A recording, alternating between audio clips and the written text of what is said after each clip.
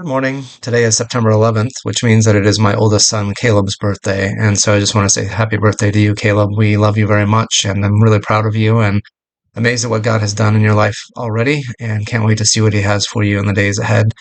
You are a great blessing to me as your dad. I've really appreciated seeing you be a good big brother to your brothers and to be such a precious part of our family. So, Lord bless you in the coming year as well. And certainly I'm praying for you and wanting the best for you. So we come to Second Corinthians chapter 12 today, and this is a pretty famous little section here where Paul says, therefore, in order to keep me from becoming conceited, I was given a thorn in my flesh, a messenger of Satan to torment me. 3 times I pleaded with the Lord to take it away from me, but he said to me, my grace is sufficient for you, for my power is made perfect in weakness. And this is certainly a biblical theme that is repeated over and over again.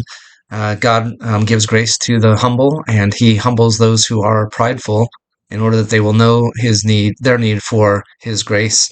And so it is actually a gracious reminder of us, to us from the Lord, that He would not let us go too far with our pride, that we might think that we are self-sufficient, that we can get by without Him. He constantly shows us in this life our actual dependence on Him. So we might think that we're independent, but the reality is that we are completely dependent on God. Everything that we have comes from Him. And when He graciously gives us a reminder that we need Him, that is, it is best to heed that reminder and to have some humility. And that's what Paul then therefore says. He says, therefore I will boast all the more gladly about my weaknesses so that Christ's power may rest on me. The end of chapter 7 of Matthew, and when Jesus is giving the Sermon on the Mount, he says, sufficient for the day is its own trouble. And I think quickly we would add to that that sufficient for the day is God's grace as well, that He gives the grace that we need for each and every day, not for days in advance, as the trouble is not for days in advance.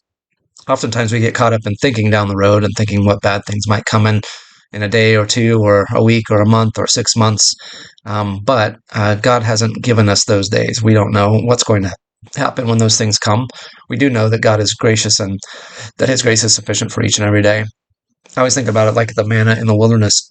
They weren't allowed to gather manna for each day ahead of time, except on the Sabbath.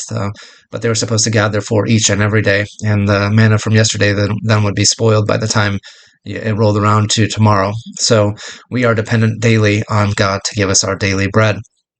And that keeps us in a place where we understand who we are in front of Him, and that allows us to be humble in His presence and to see that everything actually comes from His hand. So it is the grace and mercy of God that He provides these thorns in the flesh or these opportunities to see our dependence on Him.